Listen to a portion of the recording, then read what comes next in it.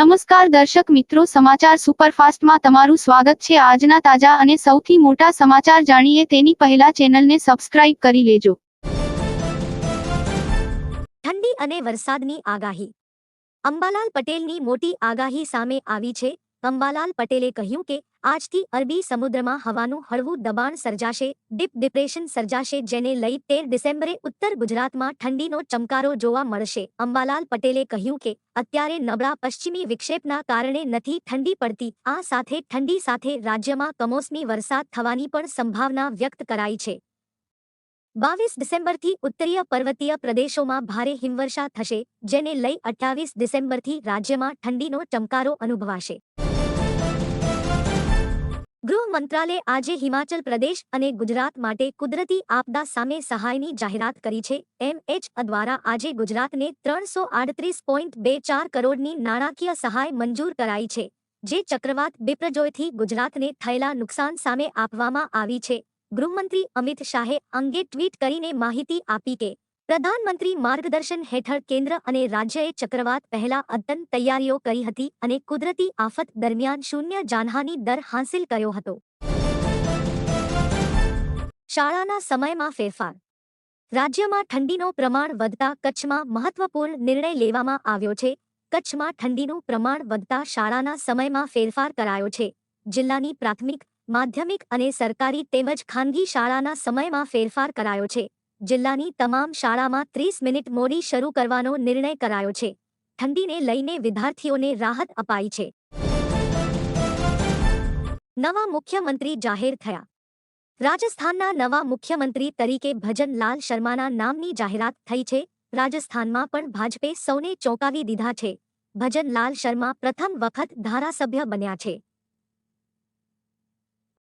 તેઓ રાજસ્થાન ભાજપના મહામંત્રી તરીકે જવાબદારી નિભાવી રહ્યા હતા, ત્યારબાદ સીધા મુખ્યમંત્રી બન્યા છે। રાજસ્થાનમાં 2 ડેપ્યુટીની જાહેરાત કરાઈ છે। દિયા કુમારી અને પ્રેમચંદ બૈરવા રાજસ્થાનના ડેપ્યુટી સીએમ બનશે। વાસુદેવ દેવનાની રાજસ્થાન વિધાનસભાના સ્પીકર બનશે।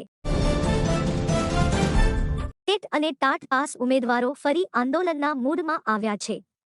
કાયમી ભરતીની માંગને લઈ ઉમેદવારો આજે ગાંધીનગર સચિવાલય ખાતે એકઠા થયા હતા। ગુજરાત શિક્ષિત યુવા સમિતિના નેજા હેઠળ ગાંધીનગર કલેક્ટરને પણ આવેદન આપ્યું હતું।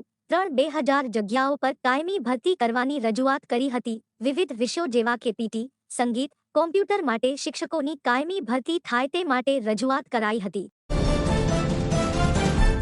તલાટી પરીક્ષામાં નવો નિયમ।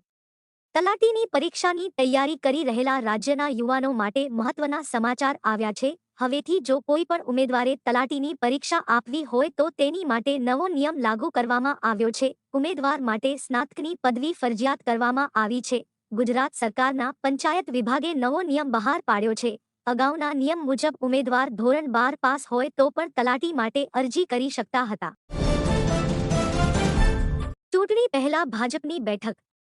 લોકસભાની ચૂંટણીને લઈ ગુજરાત ભાજપ આવતીકાલથી તૈયારીનું રણશીંગું ફૂંકશે। આવતીકાલે ભાજપ પ્રદેશ કાર્યાલય કમલમ ખાતે મહત્વની બેઠક યોજાશે, જેમાં ભાજપના સાંસદો, તમામ જિલ્લાના પ્રમુખોને બોલાવવામાં આવ્યા છે। મુખ્યમંત્રી ભૂપેન્દ્ર પટેલ તેમજ પ્રદેશ પ્રમુખ સી.આર. પાટીલ પણ બેઠકમાં રહેશે।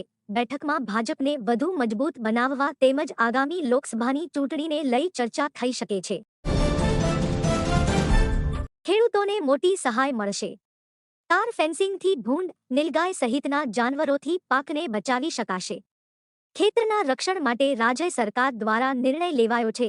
ફેન્સિંગ બનાવવાની સહાય યોજનાને વહીવટી મંજૂરી આપવામાં આવી છે। દક્ષિણ ગુજરાતમાં સુરત સહિતના 5 જિલ્લાઓમાં 12 ડિસેમ્બરથી ખેડૂતો અરજી નોંધાવી શકશે। આઈ ખેડૂત પોર્ટલ પર ઓનલાઈન અરજી કરવાની રહેશે।